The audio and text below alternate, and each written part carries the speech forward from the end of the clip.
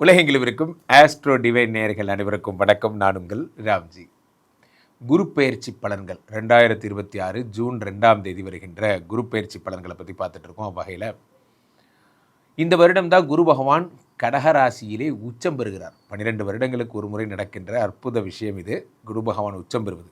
இந்த உச்சம் பெறுகின்ற குரு பகவான் என்னென்னலாம் செய்வார், யார் யாருக்கெல்லாம் நன்மை செய்வார், யார் யாருக்கெல்லாம் குழந்தை பிறக்க போகுது, யார் யாருக்கெல்லாம் செல்வ வளம் ஏறப்போகிறது, குபேர சம்பத்துக்களை அடைபவர் யார் என்பதை ராசி ரீதியாக நாம் பார்த்து விடலாம்.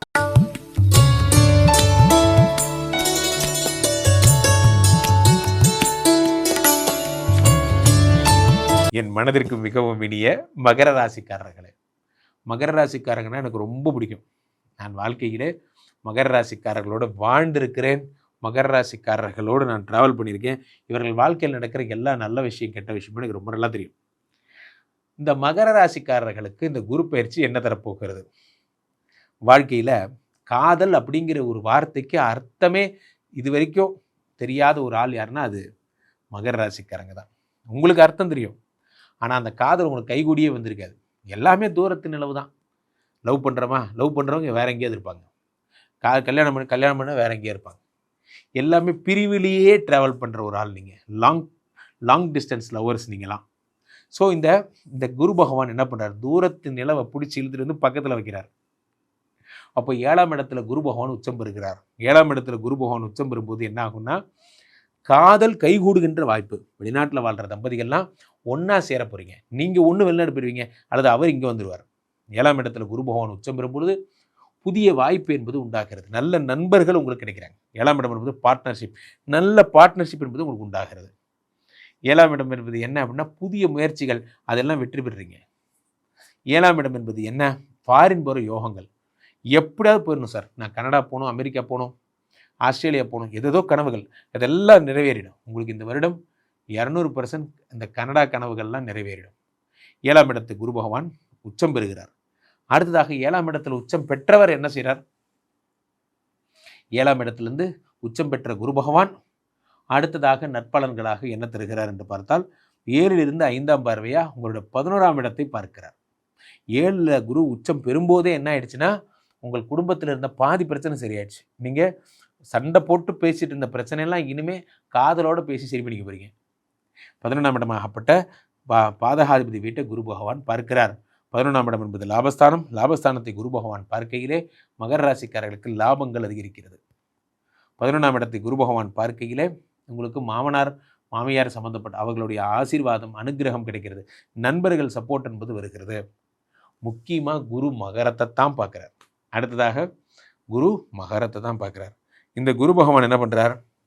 ஃபஸ்ட்டு விருச்சிகத்தை பார்த்தாவ, அடுத்து மகரத்தை, ஜென்ரலாகவே சொல்கிறேன், இந்த வருடம் மகரத்தை தான் பார்க்குறார். வேர் இஸ் மகர ராசி, ஐ வாண்ட் டு சி அப்படின்னு உங்களை தான் பார்க்குறார். இப்போ உடம்புல ஏதாவது பிரச்சனை இருந்தால் அதெல்லாம் சரி பண்ணி விடுறார் குரு பகவான். இந்த மகர ராசிக்காரர்களுடைய மனதில் ஏதாவது குறைகள் இருந்தால் அதெல்லாம் சரி பண்ணி தரார். ரொம்ப சந்தோஷமாக வச்சுருக்கார் இந்த குரு பகவான். இப்போது ராசியை குரு பகவான் பார்ப்பதுங்கிறது சாதாரண விஷயம் கிடையாது. உடம்பில் இருக்கிற ரோகங்கள் எல்லாம் சரியாயிடும். எண்ணங்கள் எல்லாம் எரிகின்ற தரளை போல் எண்ணங்கள் வேண்டும், எண்ணங்கள் வானோக்கி உயர வேண்டும்னா இந்த மாதிரியான விஷயங்கள்லாம் ஏற்படும். அப்போது மகர ராசிக்காரர்களுக்கு ராசியை குரு பகவான் பார்த்தவர் 3ஆம் இடத்தை பார்க்கிறார்.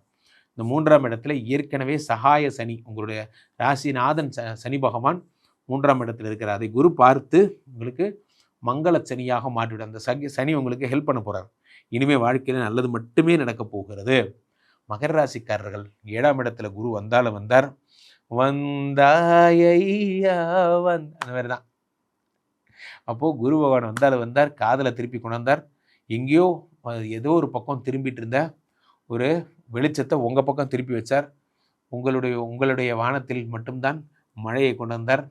உங்கள் வீடு ஃபுல்லாக ஒரே மலர்களை கொண்டு வந்தார். அந்த மாதிரி மனசெல்லாம் மத்தாப்பு, ரொம்ப ஜாலியாக வச்சுருந்தார். டிப்ரெஷனில் இருந்தேன் சார், நான் வாழ்க்கையில் டிப்ரெஷனில் இருந்தேன், நான் வெறுப்போட உச்சகட்டத்தில் இருந்தேன் என்றால் 7ஆம் இடத்து குரு பகவான் அந்த வெறுப்பை நீக்குகிறார். வாழ வேண்டும் என்ற ஆசை உண்டாக்குகிறார். நண்பர்களே, ஒவ்வொரு நாளும் நம்ம மனசு தான் எல்லா பிரமைக்கும் காரணம். அன்பு ஒரு பிரமை, என்ன ஆனந்தம் பிரமை, துன்பம் ஒரு பிரமை, எல்லாமே ஒரு பிரமை தான். நம்ம தான் நினச்சிக்கிறோம் இதெல்லாம் உண்மைன்னு. இதெல்லாம் ஒரு பிரமை, நம்மளுடைய பிரமை, நாம நினைத்து கொள்கிறோம். துன்பம் என்பதும் ஒரு பிரமை தான். அதை குரு பகவான் உங்களை பார்க்கும் பொழுது என்ன ஆகுது, இது எல்லாத்தையும் உதறி தள்ளிட்டு இயல்பின் யதார்த்தத்துக்குள்ளே போகிறீங்க. ஒரு யதார்த்தமான என்ன என்ன நடக்குதோ அது. சார் நம்ம கஷ்டப்பட்டால் தான் சார் சோறு, நம்ம கஷ்டப்பட்டால் தான் வாழ்க்கை. ஒரு இயல்புக்கு வரீங்க. டிப்ரெஷன் பேஷண்ட்ஸ் எல்லாம் சரியாக போகிறீங்க. ஏன்னா அது வந்து 7ஆம் இடத்துல சந்திரனுடைய வீடு என்பதால் வாழ்க்கையை விரக்தியாக நினச்சிட்டு இருக்கவங்களாம், என்ன சார் வாழவே பிடிக்கல சார் என்று நினைக்கிறவங்களாம் சரியாக போவீங்க. மகர ராசிக்காரர்களுக்கு இந்த வருஷம் ஒரு மறுஜென்ம வருடம்னே சொல்லலாம். உங்களை புது ஆளாக்கி, என்னை புதிய உயிராக்கி எனக்கு ஏதும் நன்மைகள் செய்துனார் பாரதியார். அந்த மாதிரி உங்களை புதிய உயிராக்கப் போகிறார் குரு பகவான். பாருங்க, உங்கள் எண்ணங்கள் மாறப்போகுது. உங்களுடைய பாதை இனி என் பாதை சிங்கப்பாதை அப்படிங்கிற மாதிரி நீங்கள் சூப்பராக ஷைன் ஆக போகிறீங்க. மகர ராசிக்காரர்களுக்கு 100க்கு 150 மார்க். பொதுவாகவே நண்பர்களே, இந்த குரு பயிற்சி என்பதை நம்ம எப்படி பார்க்குறோம் அப்படின்னா, குரு உங்களுக்கு வாழ்க்கையில் தேவகுரு பிரகஸ்பதியை தான் ஒரு ரிமார்க்கபிள் அச்சீவ்மெண்ட்டாக பார்க்குறோம். இந்த 9 கிரகங்களில் குரு வருகின்ற இந்த ஒரு விஷயம் மட்டும் உலகமே திரும்பி பார்க்கின்ற ஒரு விஷயமாக இருக்கிறது. காரணம் என்ன அப்படின்னா, இந்த குருவை தான் வேத சாஸ்திரங்கள் பொன்னார் என்று அழைக்கிறார்கள். பொன்னார் மேனியன் அப்படின்னா யாருன்னா குரு பகவான். தங்கத்தின் கடவுள் குரு பகவான். குரு பகவான் புத்திரகாரகன், குழந்தையை தருபவன் குரு பகவான். நன்மதிப்பை, கீர்த்தியை, நல்லோர் தொடர்பை தருபவன் குரு பகவான். வாழ்க்கையின் அடுத்த படிநிலையை தருபவன் குரு பகவான். இப்படி அடிக்கிட்டே போகலாம். இந்த குரு 12 வருடத்திற்கு ஒரு முறைதான் கடகத்தில் உச்சமடைகிறார். அவ்வகையிலே இந்த வருடம் கடகத்தில் உச்சமடைகிறார். எப்போ? ஜூன் 2ஆம் தேதி கடகத்துக்கு வரார். வந்தோடனே உச்சம் பெறுகிறார். உச்சம் பெற்ற குரு பகவான் என்ன தருவார் என்றால், இவர் குரு உச்சம் அடைகிறதே ஒரு சிறப்பு. காலபுருஷனுக்கு 4ஆம் இடம். 4ஆம் இடம் என்பது உயர்கல்வி, உயர் பதவி, மதிப்பு, மரியாதை, மேன்மை, அம்மாவோட உடல்நிலை, இது மாதிரி நிறைய சொல்லலாம். சுகஸ்தானம், இது மாதிரிலாம் சொல்லலாம். இந்த 4ஆம் இடத்திலே குரு உச்சம் பெறும் பொழுது நற்கீர்த்தி என்பதை டிஃபால்ட்டாகவே எல்லாருக்கும் தரார். உச்சம் பெற்ற இந்த குரு 5ஆம் பார்வையாக 8ஆம் இடத்தை பார்க்கிறார். அடுத்து 12ஆம் இடத்தை, காலபுருஷனுடைய 12ஆம் இடத்தை பார்க்கிறார். ரொம்ப நல்ல நல்ல விஷயங்கள்லாம் இந்த தடவை குரு பார்க்க போகிறாருங்க. இதில் ஒரு சூப்பரான விஷயமே என்னென்னா, நிறையா பதிவுகளில் நிறையா சேனல்களில் சொல்லாத விஷயத்தை நான் உங்களுக்கு சொல்கிறேன். என்னென்னா, இந்த கடகத்திலே குரு இருக்கும் பொழுது இந்த ஆவணி மாதம் வாக்கில் செவ்வாய் என்ன பண்ணுவார்? கடகத்தில் நீச்சமடைவார். அதாவது ஜூலை ஆகஸ்டில் செவ்வாய் கடகத்தில் நீச்சமடையும் பொழுது ஏற்கனவே உச்சம் பெற்ற குரு அங்கே இருக்கும்போது நீச்ச பங்க ராஜயோகம் ஏற்படும். நீச்சபங்க ராஜயோகம் ஏற்படும். அதே மாதிரி மிக அற்புதமான விஷயம் என்னவென்றால், இந்த குரு பகவான் நீச்சபங்க ராஜயோகத்தை தொடர்ந்து 5ஆம் பார்வையாக விருச்சிகத்தை பார்க்கிறார். இது மங்களன், செவ்வாயினுடைய வீடு என்பதால் குரு மங்கள யோகம் என்பது ஏற்படுகிறது. இது ஜோதிடத்தில் ரொம்ப சிறப்பான யோகம். குரு செவ்வாயை பார்த்தாலோ மிக அற்புதமான விஷயங்கள் ஏற்படும். குரு செவ்வாயை பார்க்கும்போது குரு மங்கள யோகம். ஏற்கனவே குரு இருக்கிறதே சந்திரனோட வீட்டில் தான் என்பதால் குரு சந்திர யோகம் என்பது ஏற்படும். குரு சந்திர யோகம். அடுத்ததாக குரு மகரத்தை பார்க்கிறார். மகரத்தில் யார் வரா? இதில் என்ன பெரிய விசேஷம் என்று நீங்கள் நினைக்கலாம். இந்த டிசம்பர் 6ஆம் தேதி ராகு பகவான் கும்பத்திலிருந்து மகரத்துக்கு வருகிறார். வருகின்ற ராகுவை குரு பார்க்கிறார். இதற்கு பேர் குரு சண்டால யோகம் என்று பெயர். அது என்ன சண்டால?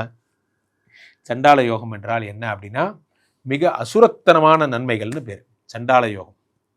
அசுரத்தனமான நன்மைகளை இந்த குரு பகவான் தருகிறார். அதிரடி ஆஃபர் எல்லாம், அந்த அதிரடி சரவெடி. ஸோ மகரத்துக்கு பார்க்குறார் குரு பகவான். ஸோ அடுத்து இப்படி மகரத்தை குரு பார்க்கும் போதே ஒரு நல்ல விஷயம் என்னென்னா, இந்த டிசம்பர் 6 கேது பகவான் அப்படி மேலே வந்து சிம்மத்திலேருந்து மேலே வந்து கடகத்தில் சேர்றார். குரு கேது சம்பந்தப்பட்ட அதை கோடீஸ்வர யோகம் என்று அழைக்கிறார்கள். கோடீஸ்வர யோகம். அடுத்து இந்த குரு பகவான் சனியை பார்க்கிறார் மீனத்தில். குரு மீனத்தில் இருக்கக்கூடிய சனியை பார்க்கும் பொழுது சனியினுடைய தோஷங்கள் என்பது நிவர்த்தியாகிறது. பொதுவாகவே சனி உங்களுக்கு 7 சனியாகவோ அல்லது அர்த்தாஷ்டம சனியாகவோ அல்லது கண்டக சனியாகவோ, அது என்னவோ ஒரு சனி, அந்த சனி ரோக சனி, ஏதோ ஒரு சனி, விரய சனி, பாத சனி, இந்த எந்த சனியாக இருந்தாலும் சரி, ஆல் சனி பிகம் கிளியர். குரு உங்களை சனியை பார்த்துறாரு. அப்போது இத்தனை நன்மைகளையும் இந்த குரு பயிற்சி என்னும் ஒரு விஷயம் நடத்த போகுது. ஒரே ஒரு ஆள் குரு பகவான் வரார். அவர் இத்தனை நன்மைகளை உங்களுக்கு செய்ய போகிறார். ஆகியனாலே குரு பயிற்சியை மகிழ்ந்து கொண்டாடுங்கள். ஸ்வீட் எடு, கொண்டாடு.